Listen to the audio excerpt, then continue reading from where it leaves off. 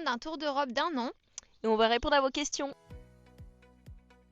Pour le nôtre de Tour d'Europe, On a dépensé 25 000 €. tout compris. Pour nous deux, le chien, le forfait de téléphone, l'assurance, tout. Oui, plusieurs, comme la Turquie par exemple. Ouais, la Norvège, plein d'autres, tous ceux qu'on a aimés. Alors ça c'est simple. C'est le bac de douche 2 jours avant de partir. Bac de douche plastique. Évidemment, les Hit Machines 2005. Peut-être faire les pays nordiques l'été et les pays où il fait chaud l'hiver.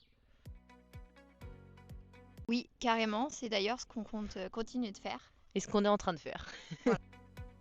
On n'a pas vraiment eu trop de galères, mis à part le jour où on a arraché l'évacuation de la cuve d'eau grise. Avec nos voisins, non, on n'a jamais eu de soucis. Et une fois avec la police, on s'était juste garé pour promener Sam et ils sont venus, ils nous ont demandé si on faisait du camping sauvage. En Croatie, bien sûr. Et ils voulaient fouiller le van et du coup on est parti. On n'arrive pas à les partager. La Turquie, La Grèce la Norvège, et la Finlande.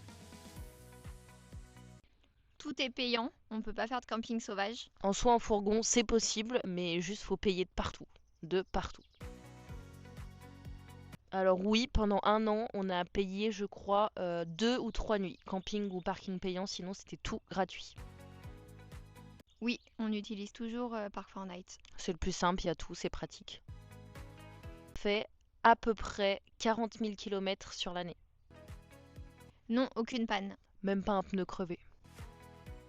La demande en fiançailles de Léa sous les aurores boréales. Quand on a vu les aurores boréales. En soi, la demande en fiançailles, mais je me suis un peu fait dans la culotte, donc plus les aurores boréales. Pire frayeur en tous les cas, c'est on était en pleine descente et d'un coup le van s'est éteint et je pouvais plus rien faire, j'avais plus le contrôle et en fait c'est juste mon genou qui avait tourné la clé et éteint le moteur. On s'est jamais senti en insécurité, jamais eu de problème, même en étant deux filles. Les pays qu'on a le moins aimé, c'est tout simplement les pays baltes. Estonie, Lettonie, Lituanie. J'avais trouvé quelques points d'intérêt à faire que j'avais mis sur Maps, mais sinon c'était pas vraiment organisé. C'est plus au jour le jour, même si on avait à peu près notre parcours un peu prédéfini. Toujours avoir sa carte verte, même si elle n'existe plus en France, il y en a besoin pour les pays hors UE. Vérifier qu'elle est bien valide. Ouais, vérifier qu'elle est bien valide, et sinon c'est plutôt pour les animaux qu'il y a des papiers à avoir.